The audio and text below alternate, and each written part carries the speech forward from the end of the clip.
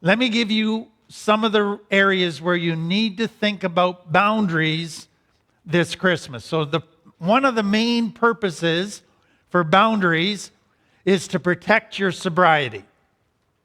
So what that simply means is you realize at every point of your recovery how vulnerable you are.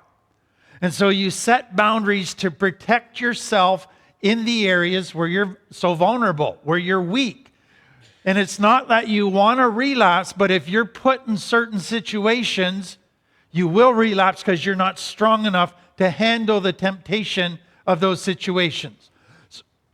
So boundaries is all about protecting your sobriety. And that means this: you're worth protecting. You're worth setting boundaries for. Your sobriety and you matter. And so you have to start there if you're ever going to set good boundaries. That then leads to evaluating Christmas, okay? So what are the situations, and everybody's going to be a bit different, but what are the situations that you need to be aware of this Christmas because you know that you're vulnerable? So for some of you, you might be at a place where you say, I am not strong enough to be around mom, dad, brothers, and sisters. I know how it's going to play out, and I know it's going to wear me down and bring me to a place where I relapse. So I have to figure out how to handle being around immediate family. For some of you, you know that being around family isn't just the dynamics of the family, it's that it's going to trigger memories of past stuff done by family. And you might not be strong enough to have those memories triggered right now. So you're protecting yourself. So you're not saying to your family, I hate you and you're terrible, terrible people. You're saying, I can't deal with it right now. It's about my weakness, my vulnerability, and that's what I'm setting these boundaries for. Next thing, a lot of parents in recovery are single parents. And it's nice to think of Christmas as, isn't it going to be great to have stuff together with the children until you have the children 24/7 for a whole week when they're high on sugar and presents and the latest presents.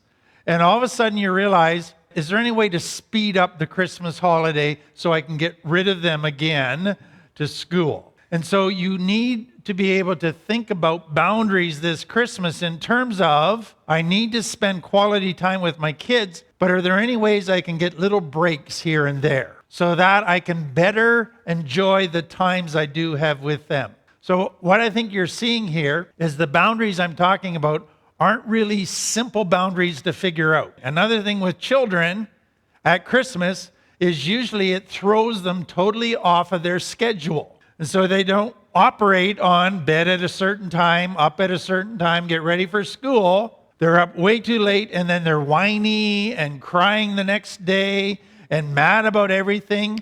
So you have to be aware of that. Third thing, one of the most common things I've seen parents do at Christmas is to approach it from a place of guilt parenting.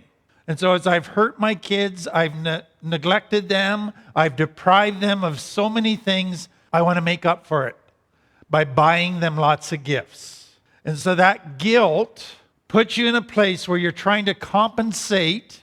But what I understand is the purpose of buying all those gifts isn't because it's best for your children, it's because it makes you feel better.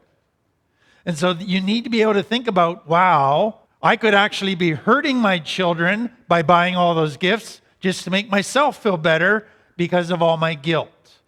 So you need to think of boundaries around gifts and children in light of the guilt that you're feeling. Next thing, when we're stressed and overwhelmed, we tend to become more irritable, more demanding, more needy, or more isolated.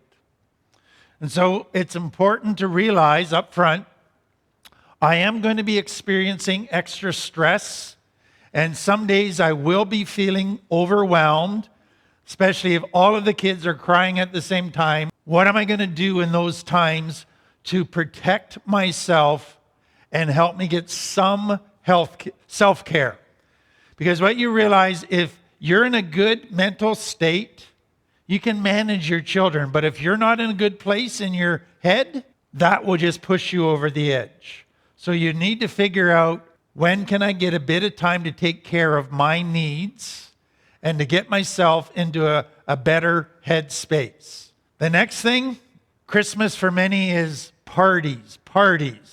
So just being with friends who are still involved with that. Christmas, they're talking about the parties they're going to. And could be how drunk they're going to get, etc. But that can really trigger you. And so again, you're going to need boundaries to protect yourself. So that's where I would encourage you to do this. When you wake up in the morning through the Christmas holiday, take an inventory in the quiet of your own room before everybody else is up. Say, how am I doing? And take that inventory knowing your warning signs when you're sliding into a bad headspace. So if you stop and think about yesterday and you go, wow, I was getting quite irritable by the end of the day. I was starting to find fault with everybody. Okay, I'm not in a good place here. That, just being aware of that is helpful. But then you can say, okay, what do I need to do right now? So you ask yourself, what makes a good headspace? I have to be in a place where I'm connected spiritually, where I feel I'm being validated with my emotions, where I'm taking care and time to just feed my own soul. I need to do a little bit of that.